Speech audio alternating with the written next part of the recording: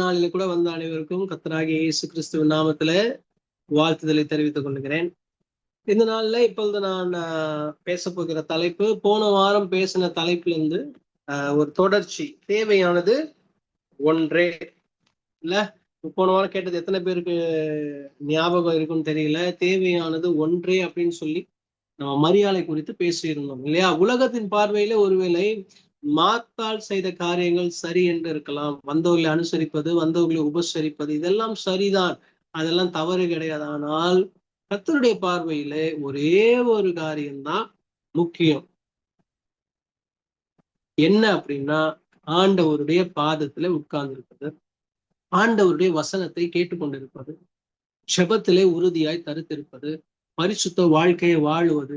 எது செய்தாலும் அதிலே ஆண்டவரை கூட வைத்துக் கொள்வதுதான் ஆண்டவர் எதிர்பார்த்து கொண்டிருக்கிற ஒரு வாழ்க்கை.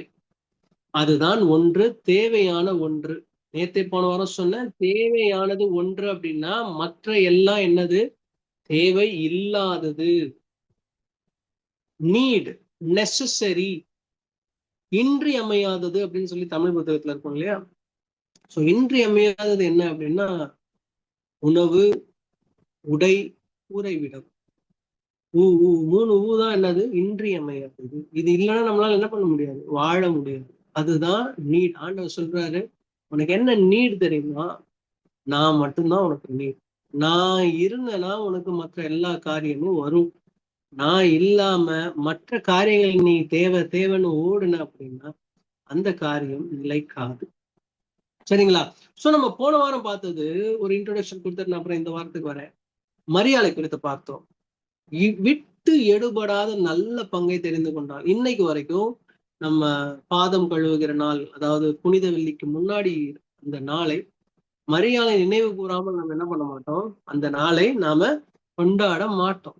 அதுதான் விட்டு எடுபடாத நல்ல பங்கு. இந்த நாள் வரைக்கும் நாம் மரியாதை குறித்து என்ன பண்றோம்? பேசி கொண்டிருக்கிறோம் இல்லையா? அதற்கு பிறகு ஆபிரகாமை குறித்து பார்த்தோம். எத்தனையோ வசதிகள் இருந்தது, வாய்ப்புகள் இருந்தது, அவருக்கு பூமி தாங்கக்கூடாத அளவுக்கு சொத்துகள் இருந்தது. ஆனால் அதெல்லாம் தேவைன்னு நினைக்கல. எனக்கு ஒரு பிள்ளை தேவைன்னு நினைக்கல. ஆண்டவர் கேட்டோன்னு அந்த பிள்ளை என்ன பண்ணாரு? தகன பலியா ஒப்பு கொடுக்கறதுக்கு ரெடி ஆனாரு. இதெல்லாம் தேவையில்லை, எனக்கு ஆண்டவருடைய வார்த்தை தான் தேவை அப்படிங்கிறதுல உறுதியா என்ன பண்ணாரு? ஆபிரகாம் தரித்திருந்தாரு. அதற்கு பிறகு நம்ம யாரை குறித்து பார்த்தோம்? யோபை குறித்து பார்த்தோம். எத்தனையோ 7000 ஆடுகள், இது எத்தனையோ காரியங்கள் இருந்தது. அத்தனை காரியங்கள் இருந்தாலும் இதெல்லாம் போனாலே எனக்கு பரவாயில்ல, ஆண்டவரை என்ன பண்ண மாட்டேன், மறுதளிக்க மாட்டேன் அப்படின்னு தேவையான காரியத்தை என்ன பண்ணிட்டாரு? பிடிச்சிட்டாரு. அதற்கு பிறகு பவுலை குறித்து பார்த்தோம். பவுல் எவ்வளவு தேவையான காரியங்கள், எவ்வளவு பெரிய ஆள் அவர் நினைச்சிருந்தா என்ன வேணா பண்ணிருக்கலாம், என்ன வேணா காரியங்கள் சாய்த்திருக்கலாம். கிட்டத்தட்ட ஒரு மினிஸ்டர் மாதிரி, ஒரு மந்திரி மாதிரி அவர் கமாலியலின் பாதத்தருகே படிச்சார். இத்தனை படிப்புகள் எல்லாமே தேவை இல்லை என்று எண்ணி ஆண்டவரை மாத்திரம் உறுதியா என்ன பண்ணாரு? பற்றி கொண்டார். அவருக்கு இருந்த பிரச்சனைகள் எல்லாம் பாத்தீங்கன்னா, கடனோ, நாச மோசமோ, நிர்வாணமோ, அடியோ, சிங்கமோ, ஏன் என்ன சொல்றது, வனவிலங்குகளின் தாக்குதல என்னென்னமோலாம் அவருக்கு செஞ்சிருக்காங்க. அத்தனை காரியத்திலே சொல்றாரு, ஆண்டவருக்கு ஊழியத்தை மாத்திரம் தான் என்ன பண்ணுவேன்? செய்வேன் அப்படின்னு சொல்லிட்டு நின்னாரு. ஜீவனே போனாலும் பரவாயில்லன்னு நின்னாரு. அதுதான் தேவையானது ஒன்று. இன்றைக்கு வரைக்கும் விட்டெடுபடாத நல்ல பங்கை அவர்கள் தெரிந்தெடுத்தார்கள். என்ன விட்டெடுபடாத நல்ல பங்கு? அது மறுமையின் வாழ்க்கை, அதாவது பரலோகத்திலே நாம் வாழ போகிற வாழ்க்கை. அதுதாங்க நல்ல பங்கு. இங்க வாழ்கிற வாழ்க்கை எத்தனை வருஷங்க? அநித்தியமான உலகத்துல வாழ்ந்து கொண்டிருக்கிறோம் இல்லையா? பாத்தீங்கன்னா கண்டினியூஸா பிளைட் ஆக்சிடென்ட்ல இருந்து ஸ்டார்ட் பண்ணி இஸ்ரேல் ஈரான் வார், இந்த வார், அது இது ஓடிக்கிட்டே இருக்குது. அநித்தியமான வாழ்க்கையில வாழ்ந்து கொண்டிருக்கும் பொழுது நாம் தேவையான இந்த ஒன்றை பிடித்து கொண்டால்தான் நாம வாழ்க்கையில பரலோகத்தை என்ன பண்ண முடியும்? சந்திக்க முடியும். வசனம் சொல்லுது, உலகம் முழுவதும் நீ ஆதாயப்படுத்தினாலும் உன் ஆத்மாவை நஷ்டப்படுத்தினால் லாபம் என்ன? உன் ஆத்மாவை அழித்து போட்டால் லாபம் என்ன? அதுதான் தேவையானது. ஆத்மா வாழணும். சரீரம் வாழ்றதுல பிரச்சனை இல்லை. சரீரம் இன்னைக்கு கண்களின் நிச்சய பார்க்கலாம், மாம்சத்தின் நிச்சயில வாழலாம், ஜீவனத்தின் பெருமையில வாழலாம். மாம்சம் ஒரு நாள் அழிஞ்சு போயிடும், இருந்த இடம் இல்லாம போயிடும், நமக்கான பேர் இல்லாம போயிடும், நமக்கான இடம் காணாம போயிடும், எல்லாமே போய் ஒரு நாள் என்ன பண்ணிடும்? இல்லாம போயிடும். ஆனா இந்த ஆத்துமா நஷ்டப்படக்கூடாது, ஆத்துமா மறிக்க கூடாது, ஆத்துமா பரலோகத்திற்கு செல்ல வேண்டும். அதுக்கு எது தேவை அப்படின்னா, நம்ம படிக்கிற படிப்போ, பணமோ, நம்ம வாழ்கிற வாழ்க்கை முறையோ, ஹை ஸ்டைலோ, லைஃப் ஸ்டைலோ, காரோ, விமானமோ எதுவுமே நமக்கு தேவை கிடையாது. இந்த ஆத்மா வேணும்னா ஆண்டவர் நமக்கு வேணும். பாருங்க, இது ஒரு வின்னிங் ஃபார்முலா. போன வாரம் சபையில இதை தான் எடுத்தேன். இது வின்னிங் ஃபார்முலா. எப்படி மேக்ஸ்ல ஒரு இந்த ஃபார்முலா போட்டா a+b whole ஸ்கொயர்டுக்கு a² + b² + 2ab அப்படின்னு சொல்லி ஒரு ஃபார்முலா போட்டா, அந்த ஃபார்முலா போட்டா கரெக்டா ஆன்சர் வரணும். அப்படி வரலன்னா அது ஃபார்முலாவே கிடையாது. ஆண்டவர் சொல்றாரு, இது தேவையானது நான் தான். என்ன நீ பிடிச்சுக்கிட்டனா வின் பண்ணுவ, ஜெயிப்ப, வாழ்க்கையில ஜெயிப்ப. வாழ்க்கையிலனா நீ உலக பிரகாரமா நீ ரன்னிங் ரேஸ் ஓடி ஜெயிச்சு நான் அதிகமா சம்பளம் வாங்கணும், எல்லாரும் காட்டிலும் அதிகமா அப்படியெல்லாம் ஜெயிக்கிறது கிடையாது. உன் ஆத்துமாவை நீ ஜெயித்துக் கொள்ளுவாய். ஆத்துமா மரணத்திற்கு போகாமல் என்ன பண்ணும்? தப்பித்துக் கொள்ளும். அதுதான் சொல்றாரு. இதுதான் வின்னிங் ஃபார்முலா. ஆண்டவரை பிடித்துக் கொள்ள வேண்டும். நல்ல கவனிங்க, வசனங்களுக்குள்ள நான் போக போறதில்லை. அப்படியே நான் சொல்றேன், எல்லாருக்குமே தெரிந்த கதைதான். ரூத்தை குறித்து நாம் பார்ப்போம். ரூத்தை குறித்து பார்க்கும் பொழுது, ரூத் என்பவள் முதலாவது மோவாபிய ஸ்திரீ. அவள் யூத ஸ்திரீ கிடையாது, அவள் மோவாபிய ஸ்திரீ. மோவாப் அப்படின்னா ஆண்டவர் அருவருக்கிற ஒரு ஜனம்.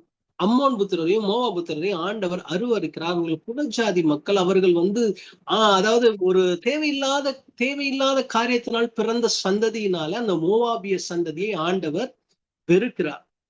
அந்த சந்ததியிலிருந்து வந்த மகள் முதலாவது அவருடைய கணவர் எல்லாம் இறந்து போயிடுறாங்க. அதுக்கப்புறம் நகோமி கூட வரப்ப அவளுக்கு நிறைய ஆப்ஷன்ஸ் இருந்தது, நிறைய வழிகள் இருந்தது, நிறைய காரியங்கள் இருந்தது. அவள் கணவன் இல்லாததுனால அந்த மோவாபிய தேசத்துல அவள் வேற யாரையாவது திருமணம் செய்து கொண்டு போயிருக்கலாம், வேற யாரோ பணக்காரரை திருமணம் செய்து கொண்டு போய் எப்படி வேண்டுமானாலும் வாழ்ந்திருக்கலாம் அந்த ரூத். ஆனா அவள் ஒரு காரியத்தை செலக்ட் பண்ணா. She selected something strange. என்ன அப்படின்னா, மாமியாரோடு கூட நான் உங்க கூட தான் வருவேன், உம்முடைய ஜனம் என்னுடைய ஜனம். அடுத்த லைன் சொல்றா, உம்முடைய தேவன் என்னுடைய தேவன். ரூத் 1:16 இருக்கும். வசனத்தை வாசிச்சுக்கோங்க வீட்டுல, நேரம் இருக்காது.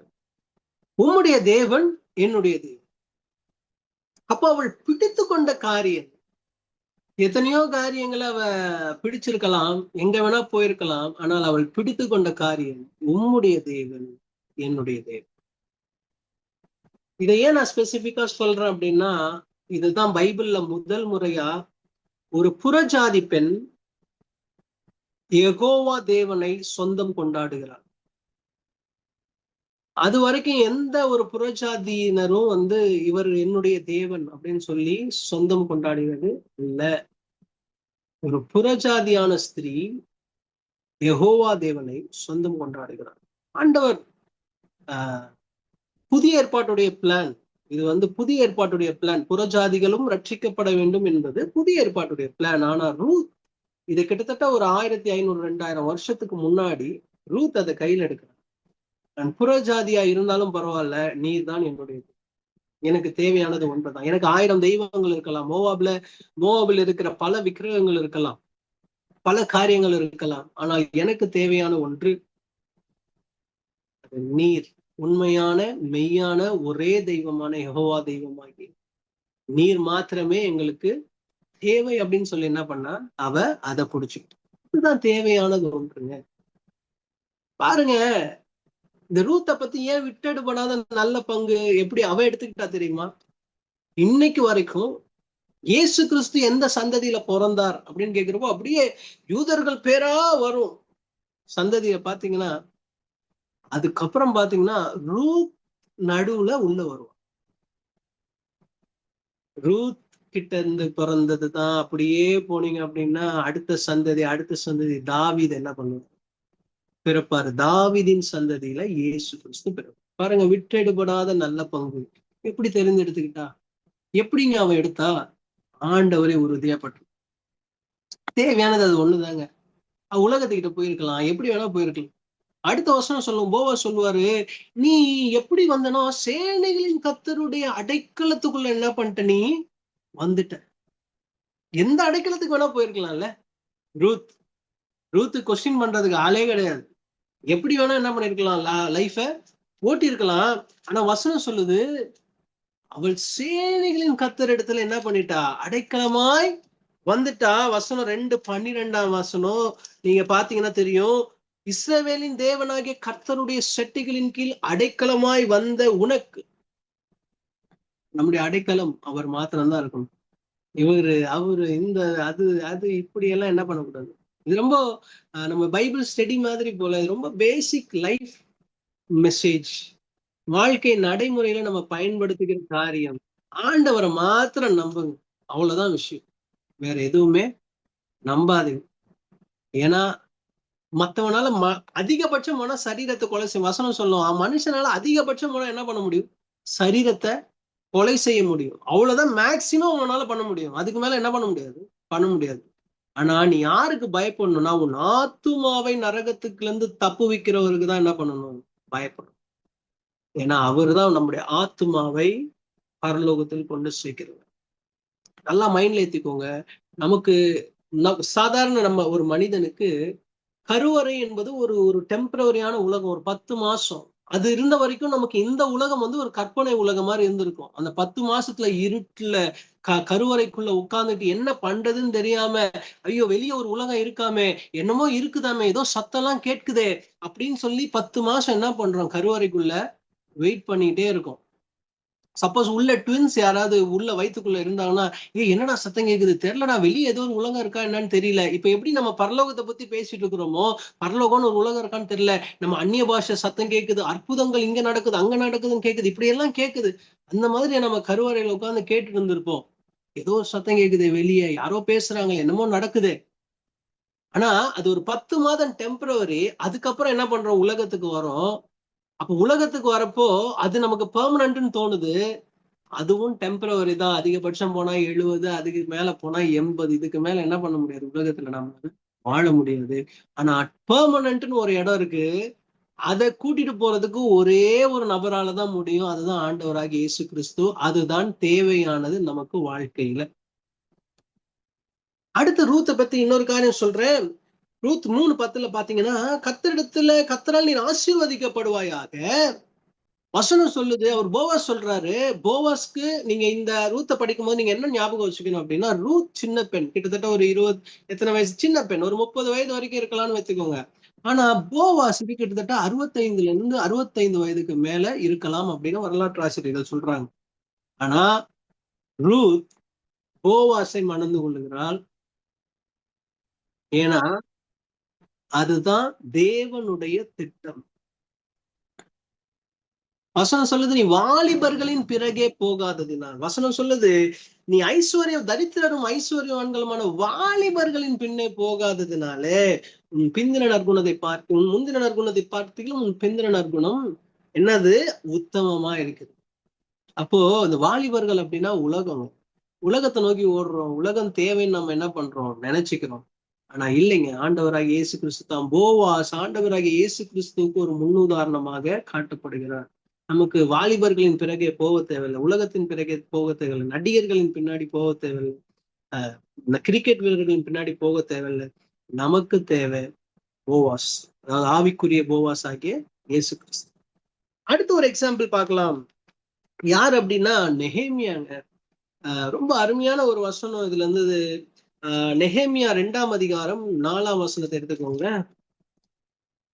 நான் வாசிக்கிறேன். நெகேமியா 2ஆம் அதிகாரம் 4ஆம் வசனத்துல ஃபர்ஸ்ட் நெகேமியா பத்தி ஒரு இன்ட்ரோடக்ஷன் கொடுத்துறேன். நெகேமியா சாதாரண ஆள் கிடையாது. நெகேமியா ஏதோ அலங்கத்தை கட்டினாரு, கொத்தனாருன்னு நினைச்சுக்கிறோம் நம்ம எல்லாரும். அப்படி இல்லை. நெகேமியா ராஜாவுக்கு கூட நின்று பேசுகிற, ஒரு அட்வைஸ் பண்ணுகிற ஒரு ஒரு ஒரு ஆள். யூதருக்கு அதிபதியாய் ராஜா நியமித்த ஒரு ஆள். கிட்டத்தட்ட ரொம்ப ஒரு பவர்ஃபுல்லான ஒரு பர்சன் நெகேமியா. அர்த்தசஷ்டா, ஆஹாஸ்வேரு, அந்த மாதிரி மேதிய பெர்ஷியா கிங்ஸ் எல்லாருமே பார்க்கும்போது, நீங்க எஸ்தர்ல படிச்சிருப்பீங்க, அவர் கையை தூக்குனாதான் உள்ள வரணும். அந்த அளவுக்கு ஒரு பவர்ஃபுல் பொசிஷன் தான் இந்த கிங். ஏன்னா கிட்டத்தட்ட ஒரு நாட்டுக்கு 2 நாட்டுக்கு ராஜாலாம் கிடையாது. அர்த்தசஷ்டாவா இருக்கட்டும், ஆஹாஸ்வேருவா இருக்கட்டும், இவங்க எல்லாம் 150 160 நாடுகளுக்கு ராஜா. வேர்ல்டே ரொம்ப ரூல் பண்ணவங்க. அவங்களுக்கு பக்கத்துல இருந்து பார்த்து ராஜா கேட்கிறாரு. ராஜா 2ஆம் வசனத்துல சொல்றது, ராஜா என்னை பார்த்து, நீ துக்கமுகமா இருக்கிறது என்ன, உனக்கு வியாதி இல்லையே, இது மனதின் துக்கமே ஒழிய வேறல்ல என்றார். ராஜாவோட இவ்வளவு ரொம்ப பர்சனல் கான்வர்சேஷன் வச்சுக்கிற அளவுக்கு நெஹேமியா ஒரு பெரிய ஆளு. அப்போ ராஜாவை நோக்கி அவர் சொல்றாரு.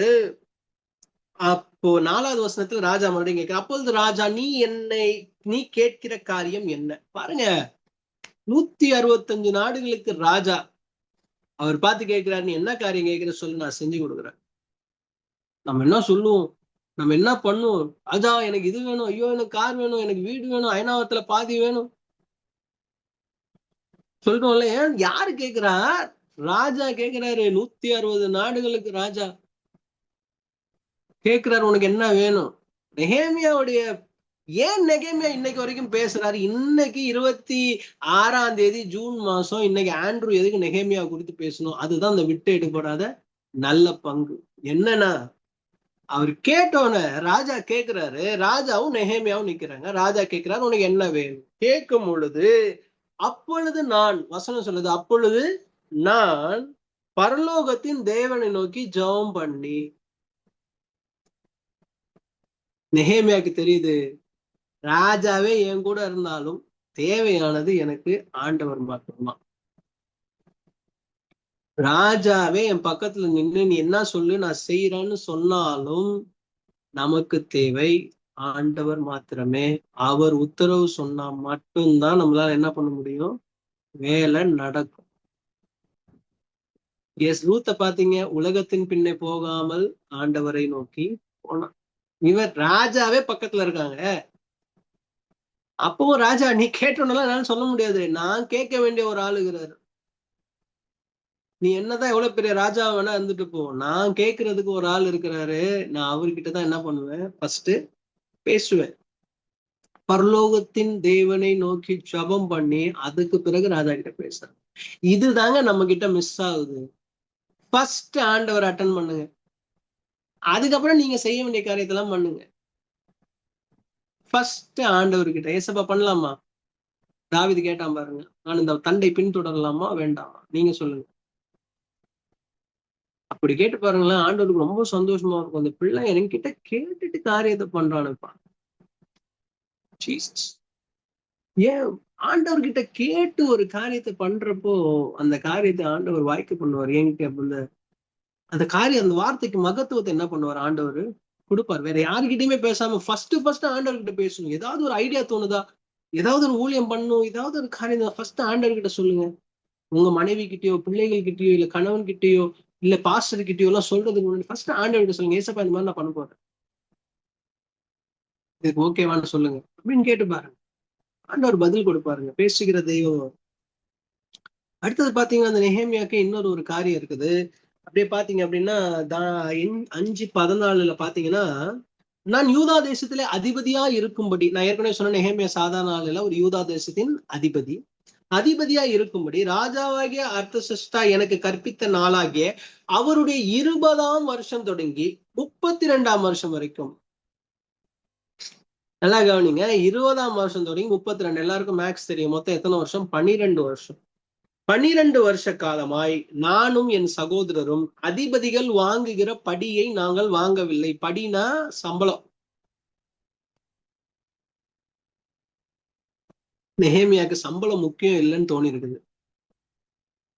ஹலோ, நெஹேமியாக்கு சம்பளம் முக்கியம் இல்லைன்னு தோணிருக்கு. ஏன் அப்படின்னா, கீழே பாத்தீங்க அப்படின்னா 18ஆம் வசனத்துல சொல்லும், இப்படியெல்லாம் இருந்த போதும் இந்த ஜனங்கள் பட்ட பாடு கடினமா இருந்தபடியால் அதிபதிகள் வாங்குகிற படியை நான் வாங்கவில்லை. படினா இது லஞ்சம் கிடையாது. படினா நியாயமா வர சம்பளம். படினா அந்த வேலைக்குரிய ஊதியம். ஆனா ஜனங்கள்லாம் பாடுபடுறாங்களே, ஜனங்கள்லாம் ஒண்ணும் இல்லாம கஷ்டப்படுறாங்களேன்னு நினைக்கிறப்போ, ஆண்டவருடைய பிள்ளைகள் கஷ்டப்படுறாங்கன்னு நினைக்கிறப்போ, எனக்கு நியாயமா ஒரு சம்பளம் கூட எனக்கு என்ன இல்ல, தேவையில்லை. பாருங்க, இதுதாங்க விட்டுடுபடாத நல்ல பங்கு. ஏன் நெஹேமியா, ஐயோ நான் இவரு என்னங்க இவ்வளவு பெரிய ஆளாயிட்டாரு, அவரு என்னங்க அவ்வளவு பெரிய ஆளாயிட்டாருன்னா, அவர்களுக்கு தேவை என்னங்கிறத அவங்க புரிஞ்சு வச்சிருக்காங்க.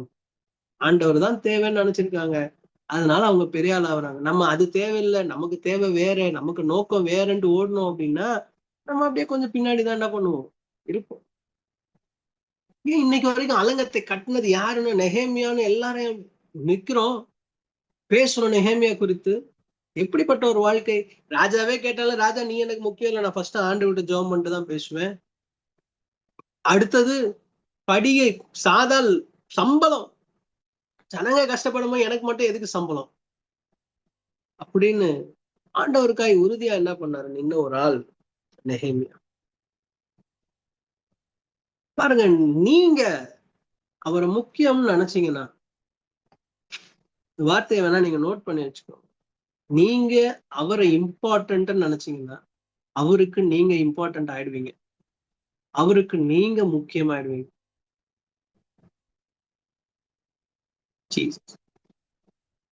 உங்களுக்கு ஆண்டவர் இம்பார்ட்டண்டா இருந்தா ஆண்டவர் உங்களை இம்பார்ட்டண்டா பார்ப்பார். நீங்க நீங்க கேட்கறதுக்கு ஒரு விஐபியோடைய ரிக்வஸ்ட் வர்ற மாதிரி உங்களுடைய ஜெபம் அவர் முன்னாடி என்ன ஆகும், நிக்கும் போயிட்டு. ஏன்னா நீங்க அவரை முக்கியமா பாக்குறீங்க. ஆண்டவர் எல்லாமே நீங்க அளக்குறபடிதான் அளப்பார். சொல்றார், நீ கர்த்தரோடு இருந்தால் அவர் உங்களோடு இருப்பார், நீ விட்டு விட்டுனா விட்டுடுவ, நீ எதுல அளக்குறியோ அதை தான் கொடுப்ப, நீ எதை விதைக்கிறியோ அதை தான் இருப்ப.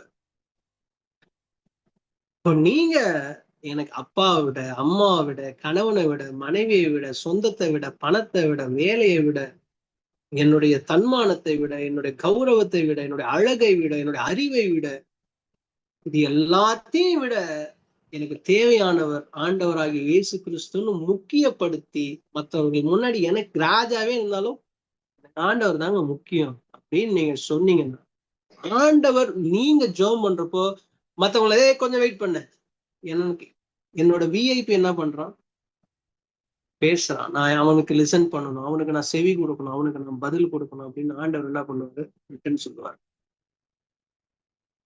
அடுத்தது உங்களுக்கு எல்லாருக்குமே தெரியும் தானியேலை குறித்து.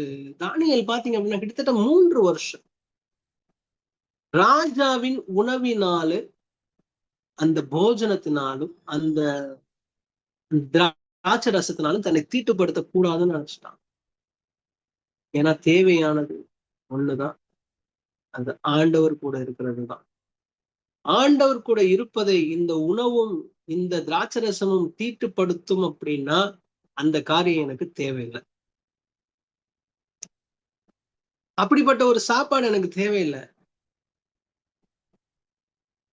ரூத், வாலிபர்கள் எனக்கு தேவையில்லை, எனக்கு ஆண்டவர் தான் முக்கியம். நெகேமியா, காசு பணம் எனக்கு தேவையில்லை, எனக்கு ஆண்டவர் தான் முக்கியம். தானியேல் சொல்றாரு, சோறு கறி எல்லாம் எனக்கு தேவையில்லை, அது என்னை தீட்டுப்படுத்தும்னா எனக்கு ஆண்டவர் தான் முக்கியம், எனக்கு அது தேவையில்லை. தானியேலை குறித்து உங்களுக்கு தெரியும், இன்னும் நிறைய காரியங்களை தானியேலை குறித்து பேசலாம். ஒத்தையாளா நின்னாருங்க. எனக்கு தேவை ஆண்டவர் தான், நீ ராஜாவா இருந்ததோ யாரா வேணா இருந்துட்டு, எனக்கு தேவையானது ஆண்டவர் ஆகிய இயேசு கிறிஸ்து மாத்திரம். சாத்ராக் மேஷாக் ஆபேத்நேகோ எடுத்துக்கோங்க. சொல்றாரு, எங்கள் தேவன் என்னை தப்புவிக்க வல்லவர், அப்படியே தப்புவிக்காமல் போய் செத்து போனாலும் நீர் நிறுத்தின பொருசலையே நான் வணங்க மாட்டேன். இப்பேற்பட்ட ஒரு வைராக்கியம் அவருக்கு தெரியும். தேவையானது ஒன்றே. கடைசி ஒரு வசனத்தை வாசித்து முடிப்போம். சங்கீதம் 27:4, கர்த்தரிடத்தில் ஒன்றை நான் கேட்டேன், அதையே நாடுவேன். ஒன்றை. நல்லா கர்த்தரிடத்தில் என்கிட்ட ஒரு 1000 ரிக்வஸ்ட் இருக்குங்க, ஒரு 1000 வேலை இருக்கு, இல்ல ஒரு 100 ரிக்வஸ்ட் இருக்கு. தாவீது சொல்றான், கர்த்தரிடத்தில் ஒன்னே ஒண்ணுதான் கேட்டேன். அவன் ராஜா, என்னென்னமோ கேட்டிருக்கலாம்ல, ஒன்றை நான் கேட்டேன், அதையே நாடுவேன். என்னன்னா, நான் கர்த்தருடைய மகிமையை பார்க்கும்படியாது, அவருடைய ஆலயத்தில் ஆராய்ச்சி செய்யும்படியாது, நான் என் ஜீவனுள்ள நாளெல்லாம் கர்த்தருடைய ஆலயத்தில் தங்கி இருப்பதையே நாடுவேன். இவ்வளவுதாங்க. அந்த ஒண்ணு என்னன்னா, கர்த்தருடைய ஆலயத்திலேயே தங்கி இருக்கணும், கர்த்தரை ஆராய்ச்சி செய்யணும், அவருடைய வேத வசனத்தை ஆராய்ச்சி செய்யணும், அவருடைய மகிமையை நான் பார்க்கணும். இவ்வளவுதான். ராஜாங்க அவருக்கு இருக்கிற எக்ஸ்பெக்டேஷன், கர்த்தரிடத்துல ஒன்னே ஒண்ணுதான் கேட்டேன், ஏசப்பா எனக்கு ஒரே ஒரு காரியத்தை மாத்திரம் கொடுங்க, எனக்கு தேவை அந்த ஒண்ணு மாத்திரம்தான், நான் கர்த்தருடைய ஆலயத்திலேயே உட்கார்ந்து உங்க மகிமையை பார்க்கணும், உங்களை ஆராய்ச்சி நான் என்ன பண்ணணும், செய்யணும். பாருங்க, இன்னைக்கும் உங்களிடத்துல ஆண்டவர் நேரடியாய் பேசி கொண்டிருக்கிறார். இன்னைக்கு பாக்குற, நீ என்ன முக்கியம் நினைச்சுன்னா நீ எனக்கு முக்கியம். ஆண்டவர் உங்களை பார்த்து சொல்றாரு, நீ என்ன முக்கியம் நினைச்சுன்னா நீயும் முக்கியம் எனக்கு. நீ என்ன முக்கியம் இல்லைன்னு நினைச்சுன்னா நீ ஆர்டர்ல தான் வருவ. லைனா என்ன 1 2 3 கடைசி ஆர்டர் நீ கியூல நிக்கணும். ஆனா விஐபி கியூல போனோம் அப்படின்னா நீ ஆண்டவரை முக்கியமா மாத்தணும். ஃபர்ஸ்ட் இம்பார்ட்டன்ட் ஆண்டவருக்கு தான். சரிங்களா? கர்த்தர் உங்களை ஆசீர்வதிப்பாராக. இதன்படி காரியத்தை செய்யுங்கள். கர்த்தர் உங்களை நிச்சயமா ஆசீர்வதிப்பார்.